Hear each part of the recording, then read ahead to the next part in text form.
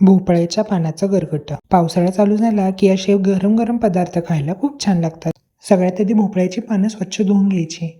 त्याला असणारे धागे काढून घ्यायचे आणि भाजी चिरून घ्यायची. सगळी भाजी चिरून झाली की एका कुकरच्या भांड्यात घालायची. त्यात पाव वाटी इतकी तूर डाळ घालायची. एक छोटी वाटी भरून कच्चे शेंगदाणे घालायचे. एक टोमॅटो चिरून घालायचा आणि 2 मिरच्या चिरून टाकायच्या. 1.5 ग्लास एवढं पाणी घालून कुकरला 5 ते 6 शिट्ट्या काढून घ्यायच्या. आता कुकर गार झाला की एका भांड्यात गरगटं काढून घ्यायचं.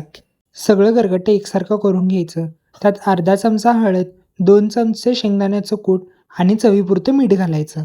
आता त्यात एक छोटा चमचा गूळ पावडर घालायची आणि आवडीप्रमाणे तिखट घालायचं. दुसरीकडे फोडणी पात्रात चमचाभर तेल घालायचं.